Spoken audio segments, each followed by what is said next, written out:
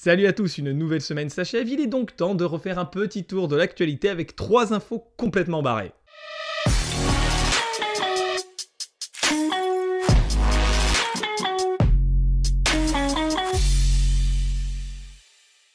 Allez, on commence donc à la 3e place de notre podium des Tother Awards, avec une actu qui vient de France et avec nos antivax chéris qui prouvent avec panache, une fois de plus, que réfléchir, ça demande beaucoup trop d'efforts. En effet, récemment, lors d'une manifestation à Marseille, une partie de la foule des antivax s'est déplacée jusqu'au domicile du directeur de l'APHM, afin de lui dire évidemment tout le bien qu'il pense de ce vaccin qui les empêche d'aller se pinter tous les soirs au bar. Entre quelques insultes et des magnifiques tags sur la maison de cette personne, nos chers anti-picous, qui refusent évidemment le déploiement de la 5G dans leur propre corps, se sont rendus compte que... Tada! En réalité, ce n'était pas du tout la maison du directeur, mais seulement d'un homonyme. Et oui, imaginez un petit peu, simplement parce que vous avez le même nom qu'un autre mec, et ben un beau matin vous vous réveillez et vous vous retrouvez avec en bas de chez vous une foule de paysans en colère, armés de piques et de fourches, criant au monstre, urinant dans votre boîte aux lettres et chiant sur votre magnifique pelouse. C'est quand même dommage. Encore une fois, eh bien heureusement que le ridicule ne tue pas, parce que dans le cas contraire, je crois que nous aurions perdu quelques grands esprits qui étaient évidemment dans cette foule, hein, à n'en point douter. Passons donc à la 2e place de notre podium, qui se passe ce coup-ci en Suisse, le pays du chocolat, du grand collisionneur, et des grands dépôts de tout l'or des nazis. En parlant d'or, justement, notre actu concerne un membre du fisc suisse, qui visiblement doit être lui aussi un de ces fameux génies anti-vax dont on parlait tout à l'heure, qui, évidemment, à l'époque de la tuberculose, en 1950, aurait accusé l'Institut Pasteur de vouloir, en vaccinant les bébés, les connecter aux nouveaux téléviseurs et aux fours micro-ondes. Toujours est-il que notre cher Suisse a eu une idée géniale, pour littéralement être payé à rien foutre.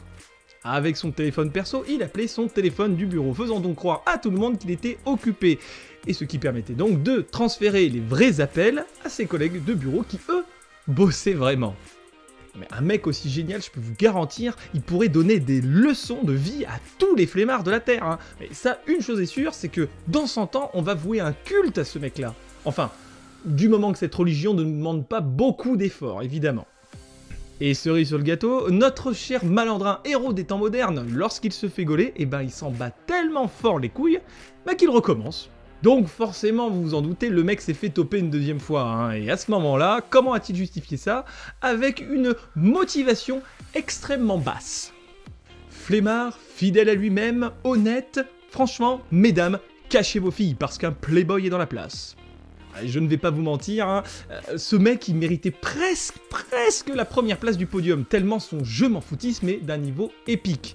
Mais vous pouvez compter sur moi, je vous ai trouvé beaucoup mieux. Ou peut-être pire, vous me direz. Pour la 1re place, je vais donc vous parler de Twitch et d'une streameuse qui aime la thune, hein, voilà. Surprenant, n'est-ce pas? Mais d'ailleurs, un streamer qui aime la thune, ça serait pas un pléonasme? Toujours est-il que pendant que Amourante est obligé de se foutre en bikini dans des hot tubs, histoire de pouvoir faire bander tous les boutonneux puceaux de la côte ouest, afin de pouvoir remplir son compte en banque ainsi que ses implants mammaires, eh bien une autre streameuse a eu une idée moins sur le côté libidineux et pornographique du truc, et plutôt sur le côté glauque de chez glauque. Mrs Dirty Bird, c'est son nom, est une streameuse qui joue à Rocket League et qui a décidé d'annoncer à toute sa communauté bien qu'elle était atteinte d'un cancer. Et tout le monde le sait, le connard moyen préfère largement donner ses bifetons durement gagnés, plutôt à des streamers et des streameuses que au SDF qui est en train de crever de faim en bas de chez lui. Parce que tout le monde le sait, si tu donnes de l'argent à SDF, il va s'acheter quoi? De la drogue? De l'alcool? Alors que bon, un streamer, si tu lui donnes de l'argent, il va s'acheter quoi? De la drogue? De l'alcool? Résultat, notre vilain petit oiseau a donc reçu pas mal de thunes pour pouvoir soigner son cancer, et aussi payer les opérations du cerveau et des poumons qui apparemment étaient métastasés.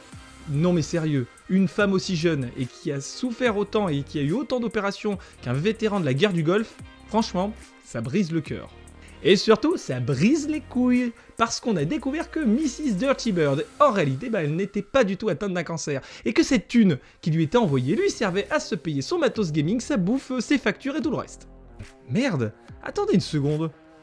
Mes impôts, ils serviraient pas à payer exactement la même chose à des détenus et aux politiciens du gouvernement?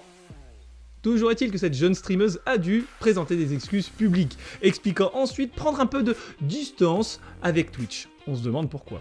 Surtout quand on sait après que forcément son sponsor l'a lâché. Honnêtement, ça me rappelle le coup de Zillian OP qui expliquait à tout le monde qu'il était paraplégique jusqu'au jour où, pensant avoir bien éteint sa webcam, après un stream, il s'est levé de sa chaise. Non mais honnêtement, même à Lourdes, on n'a pas des miracles de ce niveau. Le max qu'on a pu avoir, c'est quand mamie se met à ne plus avoir mal à ses articulations après avoir touché les parois de la grotte. Mais alors là, se relever alors qu'on est paraplégique, jamais. N'empêche, je suis sûr que si on présente notre ami du fisc à Dirty Bird, à eux deux, franchement, ils vont réussir à nous trouver une solution pour gagner la blinde de fric sans rien foutre du tout.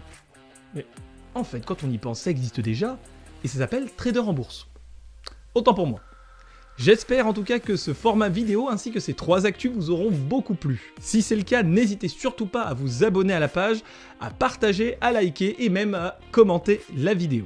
Et on se retrouve donc la semaine prochaine.